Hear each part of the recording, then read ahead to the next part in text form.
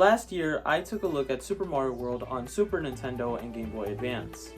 Super Mario World was one of, if not, the most popular game on Super Nintendo. Many people go on the ever so common debate, which is Super Mario Bros. 3 better or is it Super Mario World? I personally wanted to review the two, so let's take a look at Super Mario Bros. 3.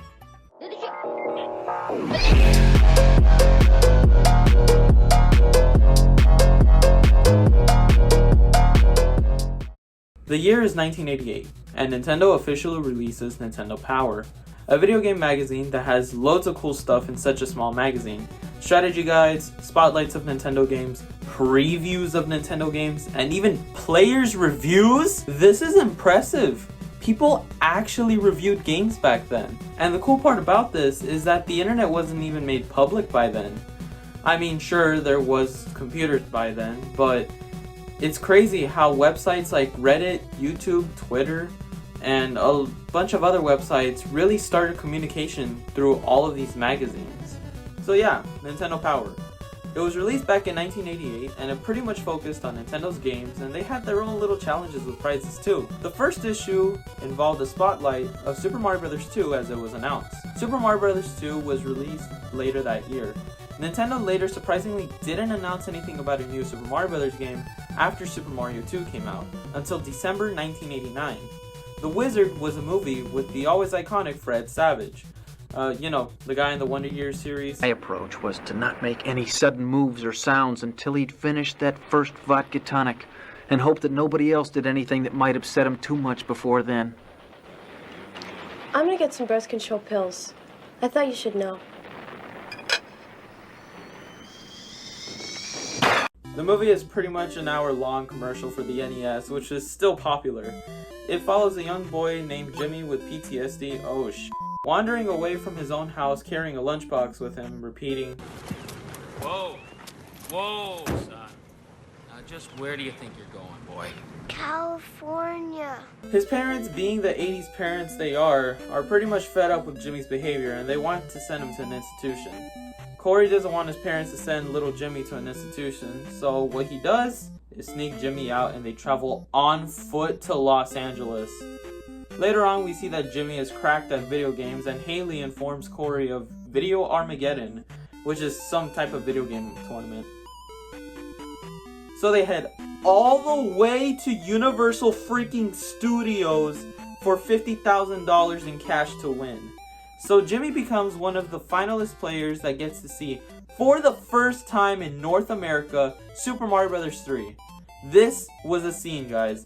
This was the first time we ever saw gamers spastically screaming for an announcement of a new game. Super Mario Bros. 3 was eventually released on February 12, 1990 in North America, and this game was the game to get with your NES later on.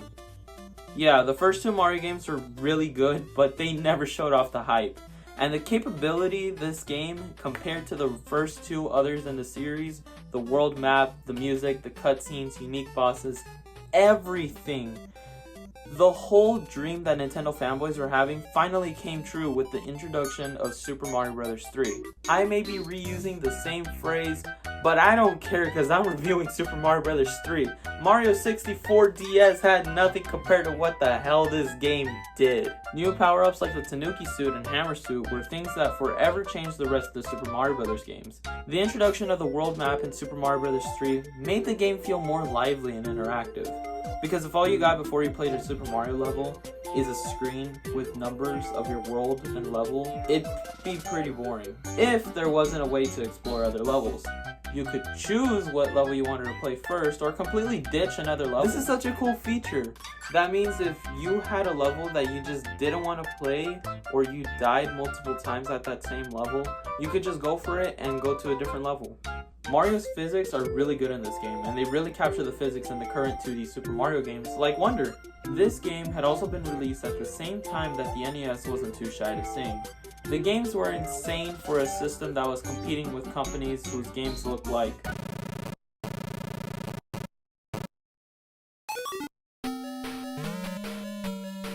still get nightmares every time I see those games. Some other things that made Super Mario Bros. 3 were all of the level designs that were unique in the way where it wasn't restricted to just whatever was in front of you. You could go back in the level for anything you may have missed. Some levels had a vertical level design, and the amount of power-ups, secrets, warp whistles, and many types of game changers were added onto this amazing game. It's starting to get a lot more obvious on how this game was the reason most people adore the Nintendo Entertainment System today. Not to mention the new enemies that gave you more of a challenge, but that's not all. The bosses were really cool too.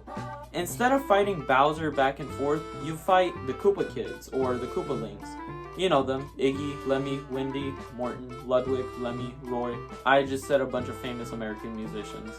These bosses all had really unique mechanics that made them look so much more different than something like run under the boss or kill them with fireballs to get past them. You have a bit of a challenge. Super Mario Bros. 3 was a major success and it sold 17 million copies worldwide. Super Mario Bros. 3 had a commercial after its release with people literally cheering Mario's name in the shape of a head. That's gotta be one hell of amount of people. This game was such a love letter to early Mario fans, and I appreciate Nintendo for this. But there's also Super Mario Bros. Wonder, and that's just way better. Woo!